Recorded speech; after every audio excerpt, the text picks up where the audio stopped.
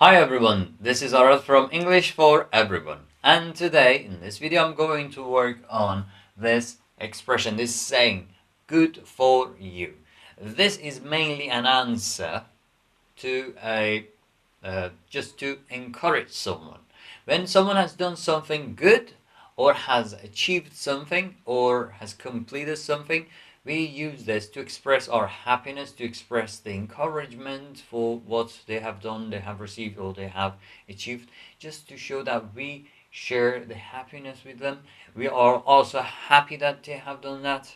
And or in some cases we are telling them that we wish we were in their shoes. Okay, someone has completed something but I am still in the middle and I say good for you, means I wish I was there. I was where you are now. I'm still on on the way. I'm still in the middle. Okay, so we both have homework. Okay, one has finished and I haven't finished, so I tell the other one, good for you. I'm happy for you and I wish I was where you are. I were where you are. Okay, so that is a way, that's one of the things, but also it has another meaning.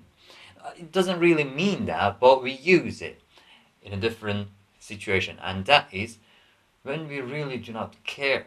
Someone says what bad things have happened to them, what how bad the day has been, or something bad has happened to them, or is going to happen, or they need to pay for something that they really don't know why, or something like this, and we say, good for you. Means I really do not care. I'm happy that this bad thing is happening to you. Sometimes this is used, the same thing is used, just meaning the other thing. But how can we know this?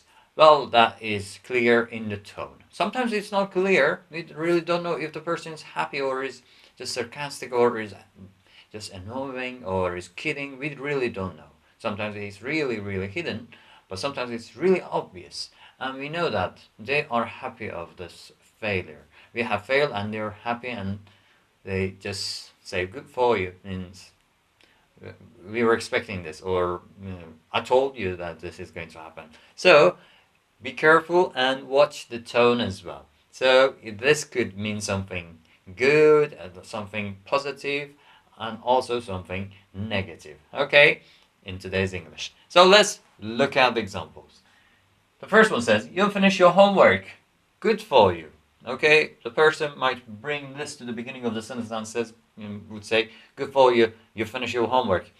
It's like a person that hasn't finished the homework yet and sees that someone else has done this and wishes that they were in their shoes, that they would be also at the end of their homework. Okay, so then the person expresses the happiness for the person who has finished and also wishing that he were there as well.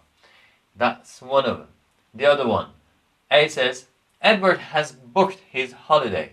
And B says, good for him. Again, the same thing. And B wishes he were in Edward's shoes. Okay, that can be the same thing. Or just to say that he is happy for Edward. Good for him. So this is not only you. You can say good for you, good for him, good for her, good for them, good for Edward, good for Jenny, good for any other person. Okay. And over here, this is the other meaning. Okay. Over here, the example is, John was telling me about his unimportant weekend events. I said, good for you, because I hated him. Okay, over here, this person tells John, good for you, because he hates John.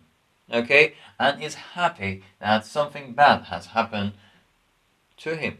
He's happy that unimportant stuff, unimportant events filled his weekend, ruined his weekend. So John's weekend is gone with lots of unimportant stuff, and I am happy, and I say, I don't care. I'm even happy to hear this.